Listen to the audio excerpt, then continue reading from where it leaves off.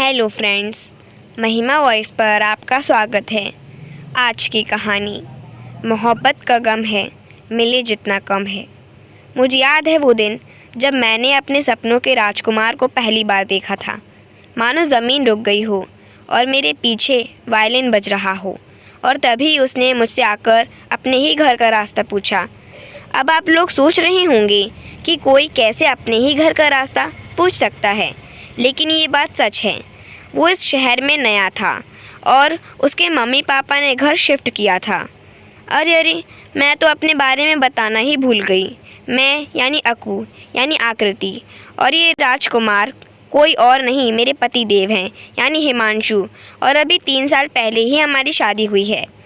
और ये पहली बार था जब मैंने हिमांशु को देखा, और वो कहीं और नहीं मेरे घर के बाजू वाले घर में रहते थे। मतलब मेरी शादी मेरे पड़ोसी से ही हुई है। और मुझे याद है, शादी के दिन मेरे दादाजी ने मुझे ये पासबुक दी थी और बोला था इसमें मैंने 1000 रुपये डाल दिए हैं। मैंने बोला लेकिन दादाजी ऐसा क्यों? दादाजी ने मुस्कुराए और बोले कि मेरी रानी, ये पैसे नहीं हैं, ये एक ज़िंदगी की किताब है। हिमांशु और मैंने एक साथ बोला, किताब मतलब? दादाजी ने बोला कि जब भी कोई खुशी हो हमेशा इसमें कुछ पैसे डालना और उस पर लिख देना कि किस चीज़ के लिए पैसे डाले हैं। इससे तुम दोनों की यादें भी बनी रहेंगी और पैसे भी जुड़ जाएंगे। लेकिन अब सब कुछ बदल गया।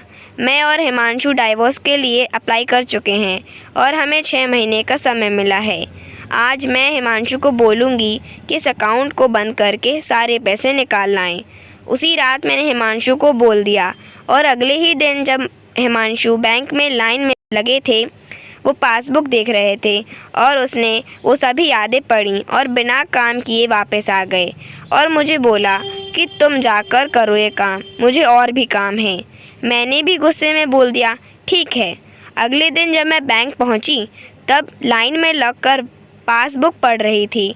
पढ़ते पढ़ते मेरी आंखों में पानी आ गया और मैंने ये सोचा कि कैसे मैं हिमांशु से दूर हो गई और कैसे डाइवोर्स के लिए हम मान गए।